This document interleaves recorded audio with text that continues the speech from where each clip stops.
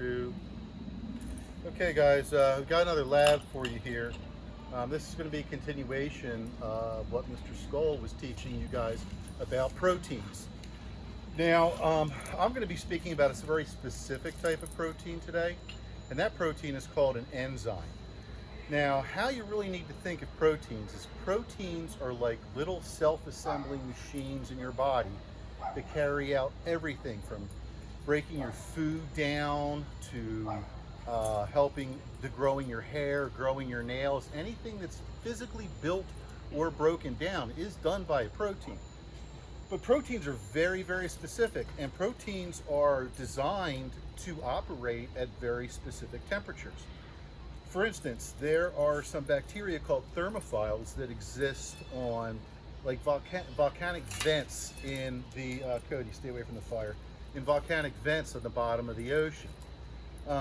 Those can operate at hundreds of degrees. But obviously if there are proteins with us that the temperature got too high, they would stop working.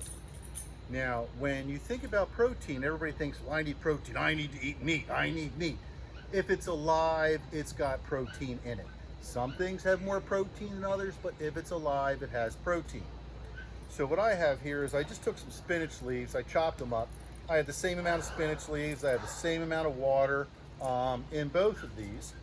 And inside of these, all living things, for the most part, have this enzyme called catalase. And what catalase does is catalase helps us break down the poison hydrogen peroxide. Yes, the hydrogen peroxide you put on your cuts, that is poisonous. But when you put it on a cut, it bubbles and it turns into oxygen and it turns into water. Why? There's an enzyme called catalase that breaks it apart.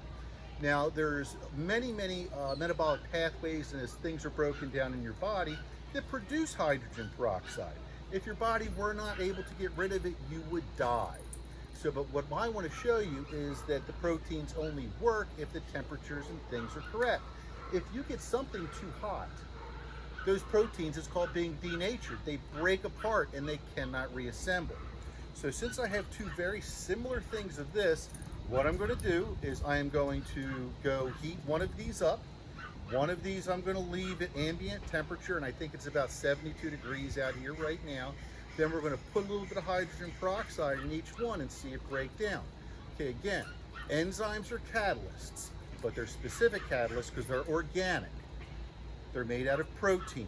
And what those do is they carry out reactions. And these reactions, again, only work at specific temperatures. So we're going to see if we can catalyze the reaction of changing hydrogen peroxide into water and oxygen. We're going to heat one up, we're going to leave one at room temperature, and we're going to see what happens on this. Now, this is what's called a controlled experiment. I'm just basically comparing two things. I'm only changing one thing. I only have one variable, and that's going to be the temperature. So I'm going to change the temperature.